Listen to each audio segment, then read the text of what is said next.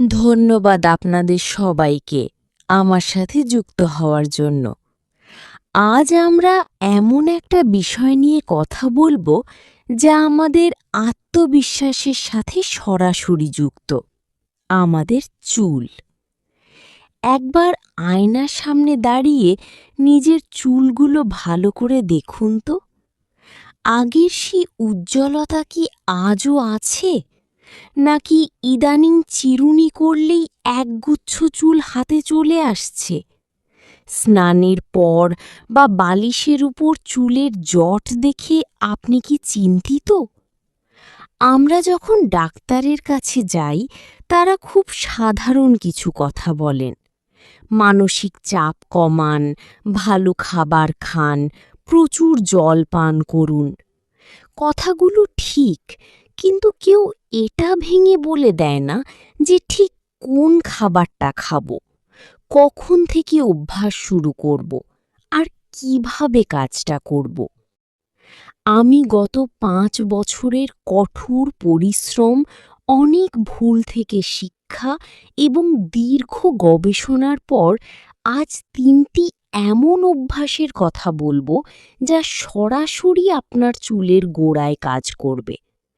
কোনো কেমিক্যাল বা বাড়তি খরচ ছাড়াই আপনি নিজের চুলকে ভেতর থেকে মজবুত করতে পারবেন। আমি গ্যারেন্টি দিচ্ছি, ভিডিওটি শেষ পর্যন্ত থাকলে আপনি বুঝে যাবেন আপনার চুল কেন ঝরছে এবং আজ থেকেই আপনি কি কি পরিবর্তন শুরু করতে পারেন। চুল পড়ার আসল কারণ কেন জানা জরুরি। আমরা সাধারণত ওপর থেকে প্যাক বা শ্যাম্পু লাগাই, কিন্তু সমাধান লুকিয়ে আছে ভেতরে। আমাদের প্রতিটি চুল একটি ছোট ছিদ্র থেকে বের হয়, যাকে বলা হয় হেয়ার ফলিকল।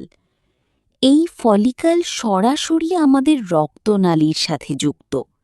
যখন সে রক্ত থেকে সঠিক পুষ্টি পায়, তখন চুল হয় মজবুত। যখন পুষ্টি বন্ধ হয়ে যায়, চুল দুর্বল হয়ে ঝরতে শুরু করে। আজকের ব্যস্ত জীবনে এর পেছনে ৫টি প্রধান শত্রু আছে। ১. মানসিক চাপ, যা কর্টিসল হরমোন বাড়িয়ে চুলের বৃদ্ধি থামিয়ে দেয়। ২. পুষ্টির অভাব, বিশেষ করে আয়রন ও প্রোটিনের ঘাটতি। ৩. রক্ত সঞ্চালনের অভাব, গোড়ায় অক্সিজেন না পৌঁছানো। ৪. ভুল কেমিক্যাল, সালফেটের কারণে স্ক্যাল্পের পিএইচ নষ্ট হওয়া। ৫. ঘুমের অভাব, কারণ ঘুমের মধ্যেই আমাদের শরীর চুল মেরামত করে। আমাদের ঠাকুমা দিদিমারা চুলে তিল দেওয়ার কথা বলতেন, আর বিজ্ঞানও আজ তাকেই সমর্থন করছে। মালিশ করলে মাথার ত্বকের নিচে থাকা ছোট ছোট রক্তনালীগুলো খুলে যায়। কিভাবে করবেন? আপনার কাছে থাকা নারকেল তেল, ক্যাস্টর অয়েল বা বাদাম তেল হালকা উষ্ণ করে নিন। আঙুলের ডগা দিয়ে, নখ দিয়ে নয়, গোল গোল করে ৫ থেকে ১০ মিনিট মালিশ করুন। লক্ষ্য রাখবেন তেল যেন চুলে নয়, বরং মাথার ত্বকে, স্ক্যাল্পে পৌঁছায়। নারকেল তেল প্রোটিন ধরে রাখে, আর ক্যাস্টর অয়েল রক্তপ্রবাহ বাড়ায়। সপ্তাহে ৩ দিন, সোম, বুধ এবং শুক্রবার, এই নিয়মটি মেনে চলুন। পরের দিন সকালে কোনো মাইল্ড শ্যাম্পু দিয়ে ধুয়ে ফেলুন। চুল মূলত প্রোটিন বা ক্যারাটিন দিয়ে তৈরি। আপনি যদি পর্যাপ্ত প্রোটিন না খান, আপনার শরীর সেই প্রোটিন আগে হৃৎপিণ্ড বা ফুসফুসকে পাঠাবে, চুলে নয়। আপনার ডায়েটে যা থাকা আবশ্যিক: ডিম ও ডাল, প্রোটিন ও বায়োটিনের সবচেয়ে সস্তা ও সেরা উৎস। পালং শাক ও মেথি, এতে থাকা আয়রন আপনার চুলের গোড়ায় অক্সিজেন পৌঁছে দেবে। মনে রাখবেন, আয়রন শোষণের জন্য সাথে একটু লেবু বা ভিটামিন সি জাতীয় ফল খাওয়া জরুরি।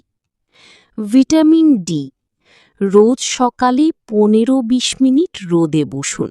এটি একদম বিনামূল্যে পাওয়া শ্রেষ্ঠ ওষুধ। বাদাম ও ওমেগা-3, আখরোট বা তিসির বীজ স্ক্যাল্পের প্রদাহ কমিয়ে ভিতর থেকে আর্দ্রতা যোগায়। এই অভ্যাসটি কোনো শ্যাম্পু কোম্পানি আপনাকে বলবে না, কারণ এতে তাদের কোনো লাভ নেই, কিন্তু এটাই সবচেয়ে কার্যকর। গভীর ঘুমের প্রভাব। রাত ১১টার আগে ঘুমানোর অভ্যাস করুন। ঘুমের সময় মেলাটোনিন হরমোন নিঃসৃত হয়, যা সরাসরি চুলের চক্র নিয়ন্ত্রণ করে। ঘুমানোর ১ ঘন্টা আগে মোবাইল ফোন থেকে দূরে থাকুন।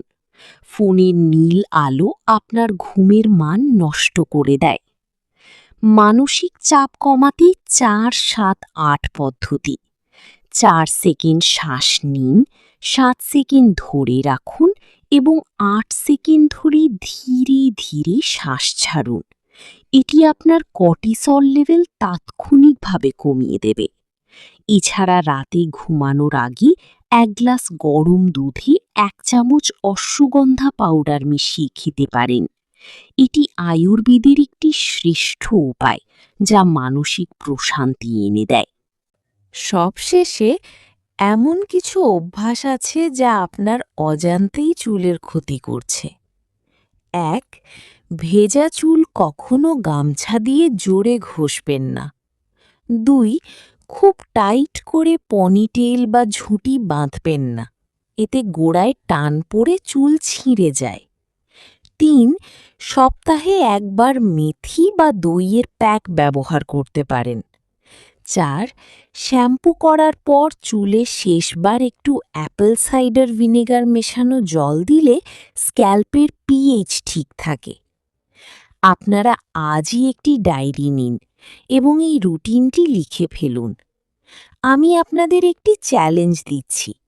আগামী ৩০ দিন এই ৩টি অভ্যাস, তেল মালিশ, সঠিক খাবার এবং পর্যাপ্ত ঘুম মেনে চলুন। আপনি নিজেই নিজের চুলের পার্থক্য দেখে অবাক হয়ে যাবেন। কমেন্ট বক্সে অবশ্যই লিখুন আপনার আজকের মানসিক চাপ ১ থেকে ১০-এর মধ্যে কত এবং আপনি রোজ কত ঘন্টা ঘুমান। আমি আপনাদের প্রতিটি কমেন্ট পড়ি এবং আগামী ভিডিওতে আপনাদের প্রশ্নের উত্তর দেব। যদি তথ্যগুলো কাজের মনে হয় তবে সাবস্ক্রাইব করুন এবং আপনার সেই বন্ধুর সাথে শেয়ার করুন যার চুল পড়া নিয়ে চিন্তার শেষ নেই। সুস্থ থাকুন, সুন্দর থাকুন। দেখা হচ্ছে আগামী সপ্তাহে নতুন কোনো রহস্য নিয়ে।